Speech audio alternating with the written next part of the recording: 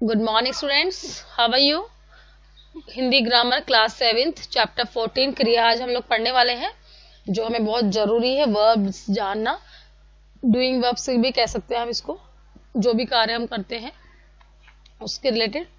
जैसे यहाँ पिक्चर्स में देखो, अंजलि भोजन कर रही है, जेकी बांसुरी बजा रहा है, दादा दादी रोज टहलते हैं और ठंडी हवा जो है चल रही है। ठीक है, हबीब और अहमद गले मिले, माँ ने बच्चे को दूध पिलाया। तो यहाँ जो रेड बोल्ड वर्ड्स हैं, कर रही है, बजा रहा था, टहलते हैं, चल रही है, गले मिले, पिलाया, ये सब क्या है आपकी क्रिया, कुछ डूइंग वर्ब से जो आप कार्य कर रहे हैं। ठीक है, वरना अगर हम इसमें पूछे इस सेंटेंस में तो अंजलि क्या है, वो क्या हो जाएगा, वो तो संज्ञा है। लेकिन यहाँ कर रही है, वो क्या हो गया, क्रिया, कुछ कार्य कर रही है वो। ठीक है, तो इस तरह आप क्रिया के बारे में हम लोग जान रहे हैं। देखो परिभाषा बताती हूँ। वाक्य में जिस शब्द के द्वारा किसी काम के करने या होने की सूचना मिलती है उसे क्रिया कहते हैं। क्रिया शब्द प्रक्रिया और अस्तित्व का बोध भी कराते हैं। जैसे धातु क्रिया के अनेक रूप जो है प्राप्त होते हैं। क्रिया शब्द के अनेक रूपों में जो अंश मुख्य रूप से अथवा समान रूप से मिलता है उसे धातु कहते हैं। अब क्रिया की परिभाषा तो मैं पता, क्रिया तो मैं पता है, क्रिया जो है शब्दों के मूल आधार को जो है धातु जो रूप है उसे आप क्रिया कहते हो, जो कार्य हो रहा है। ठीक है, क्रिया के जिस रूप से उसके होने के समय की सूचना मिले उसे आप काल कहते हैं। जैसे अंजलि भोजन कर रही थी तो वो किस काल में आएगा वो आपका, तो उसको उसी में। अब देखो यहाँ पे क्रिया के भेद, जो मुख्य आपका इंपॉर्टेंट चीजें हैं। क्रिया के दो भेद हैं, कर्म की दृष्टि से और संरचना की दृष्टि से। तो पहला हम कर्म की दृष्टि से पढ़ रहे हैं, अकर्म क्रिया, और हम जो आगे पढ़ेंगे सकर्म क्रिया। ठीक है, तो अकर्म क्रिया वाक्य में आई जिन क्रियाओं को कर्म की आवश्यकता नहीं होती और क्रियाकर्ता पर ही आश्रित होती है उसे अकर्म क्रिया कहते हैं। जैसे है, कल अकरम दौड़ेगा, दो दोस्त हंस रहे थे, चिड़िया उड़ती है। ठीक है, इन तीनों वाक्यों में अकरम, दो दोस्त और चिड़िया करता है, क्रियाएं हैं। दौड़ेगा, हंस रहे थे, उड़ती है, इन क्रियाओं का आधार जो है तीनों करता है। अकर्म क्रिया की पहचान कैसी है, उसका सरल तरीका है, ये आप देख ले कि कुछ भी वाक्य जो आपको मिल रहा है उसमें आपको किसे या किसको लगाकर प्रश्न करना, आप स्वयं ही, अपने आप ही। तो अगर आपको उत्तर की प्राप्ति होती है तो वो क्या हो जाएगी आपकी सकर्म क्रिया, और जो आपको इजीली आसानी से आपको उत्तर की प्राप्ति नहीं होती वो आपको अकर्म क्रिया उसमें लिखना होगा। अब मुख्य अकर्म क्रिया कौन सी, ये पूरा रट लेना, पूरा अच्छे से याद कर लेना, क्योंकि ये बहुत जरूरी है, इससे रिलेटेड ही आपकी क्वेश्चंस बनते हैं। उठना, बैठना, डूबना, डरना, जागना, दौड़ना, सोना, तैरना, नहाना, चूकना, सोना, जाना, हंसना, भागना, आना, चलना, फिरना, उड़ना आदि। तो ये सब जो है आपकी अकर्म क्रियाएं हैं। ठीक है, तो जिसे यहाँ देख, अगर यहाँ हम पूछें कि उठ ना में, उठ क्या होगी, मूल धातु, और ना उसमें क्या होगी क्रिया। बैठ मूल धातु है और ना उसमें क्रिया। तो जो भी नाना से रिलेटेड जो भी शब्द है, मतलब वाक्य क्या मिलते हैं, क्रिया में ना जुड़ने से वो क्रिया कहलाती है। अब देखो सकर्म क्रिया, जिन क्रिया शब्दों को कर्म की अपेक्षा अर्थात आवश्यकता पड़ती है, सकर्म क्रिया इस कर्म के सहित, और अकर्म कर्म के रहित। इतनी शॉर्ट ट्रिक में भी इसको हम लोग जान सकते हैं।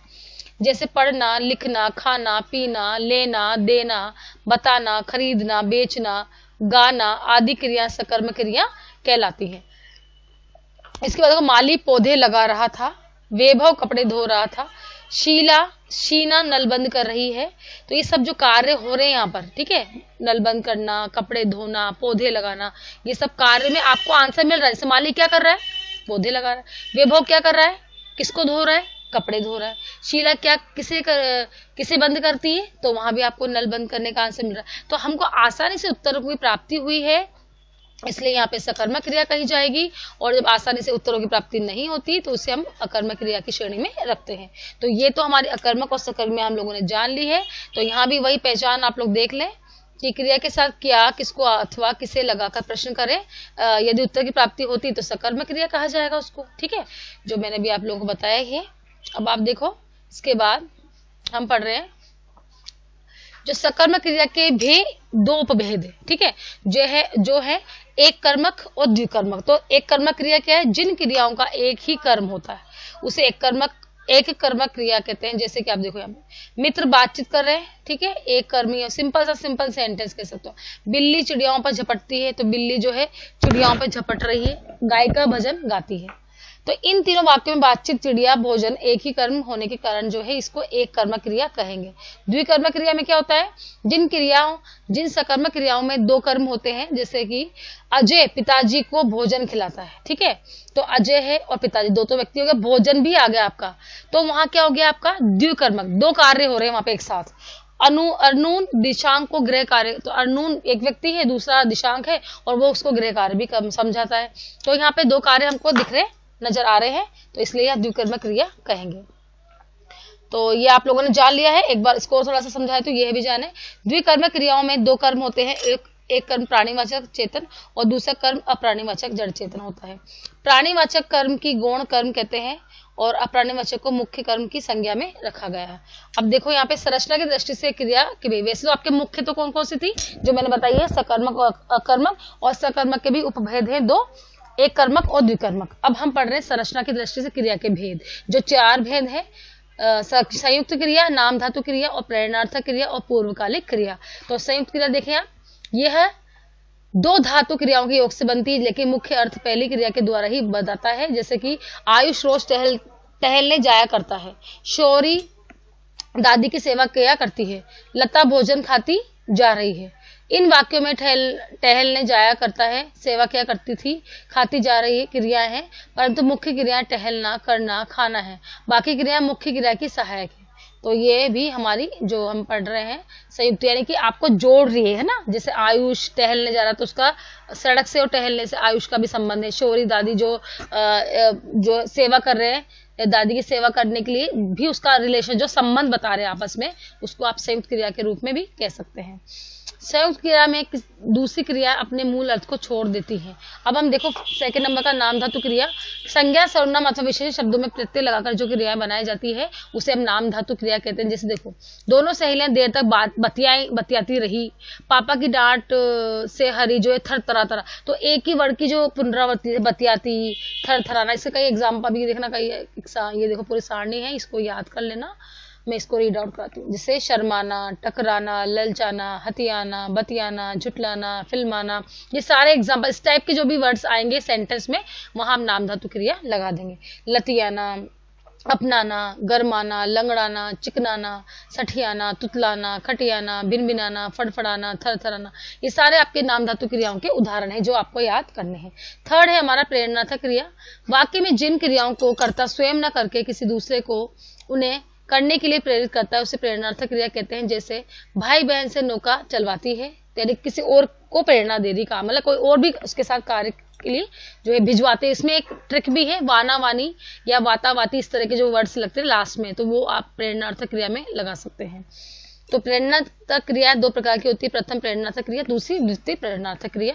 प्रथम प्रेरणार्थक क्रिया में कर्ता स्वयं कार्य में सम्मिलित होता है। जैसे कि लता जो है श्रोताओं को गीत सुनाती, लता स्वयं ही कर रही कार्य, माँ बच्चों को भोजन खिलाती है, तो सुनाती ती तो आ रहा है लेकिन सुनाती और खिलाती है। लेकिन द्वितीयक में क्या आता है, चलवाना, किसी और के साथ भी आप काम कर रहे, दूसरे को भी कार्य करने के लिए प्रेरित कर रहे हो।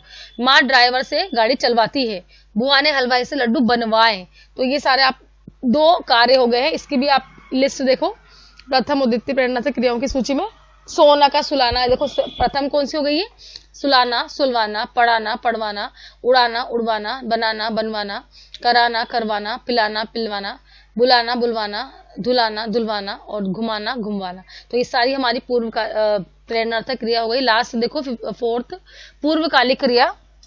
जिन वाक्य में दो क्रियाएं हो तो मुख्य क्रिया अथवा अंतिम क्रिया से पहले आने वाली और समाप्त होने वाली क्रिया को पूर्वकालिक क्रिया कहते हैं।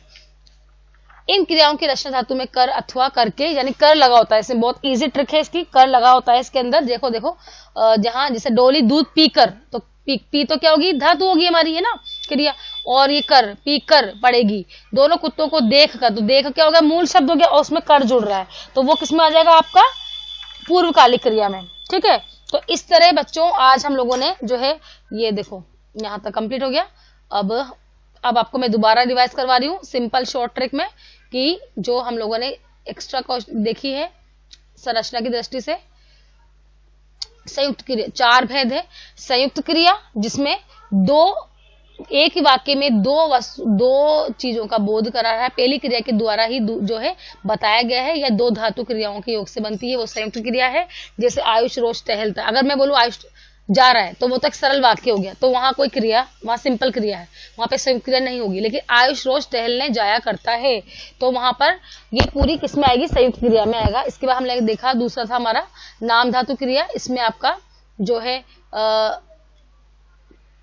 वाना, इसमें आपका जो नाना करके पीछे जुड़ेगा शब्द के, वो आप नाम धातु में डालेंगे। प्रेरणा था क्रिया में, देखो उसमें जो है क्या था आपका वाना, वानी, इस तरह वाता, वाती करके जो इसमें वर्ड्स जुड़ रहे हैं, और पूर्वकालिक में कर जुड़ रहा है। ये शॉर्ट ट्रिक है जो आपकी बुक में नहीं है, लेकिन मैं एक्स्ट्रा आपको समझा रही हूँ ताकि आपको याद रहेगा सेंटेंस बनते भी इसमें कौन सी क्रिया है, तो हम उसको जो है इस वाली क्रिया में डाल देंगे। और मुख्य क्रिया आपसे पूछा जाए तो वो तो हमें पता ही है कि सकर्मक और अकर्मक 2 क्रिया है, लेकिन सकर्मक के भी जो 2 भेद हैं वो कौन कौन से हैं, एक कर्मक और द्विकर्मक। तो बच्चों इस तरह आज हम लोगों ने जो है क्रिया वाला पाठ पढ़ा है और क्रिया के भेद जान लिए हैं। मुख्य तो आपके 2 ही भेद हैं, अकर्मक और सकर्मक, और जो है संयुक्त या गौण भेद माना जाएंगे तो वो 4 हैं, संयुक्त क्रिया, नाम धातु क्रिया, और आपकी प्रेरणार्थ क्रिया और पूर्वकालिक क्रिया। तो इस तरह आज हम लोगों ने क्रिया वाला पाठ पढ़ा, और आप लोग इस वीडियो को सुनेंगे और इसे जो है समझेंगे कि क्रिया जो है कहाँ कहाँ पे किस तरह किस सेंटेंस में कौन सी क्रिया का भेद लिखा हुआ है। तो चिल्ड्रंस आप लोग इसको वीडियो सुन के और एक्सरसाइज मैंने कंटेंट में डाल दी है, आप वहां से इसके आंसर फिल करेंगे। तो ओके, बाय चिल्ड्रंस।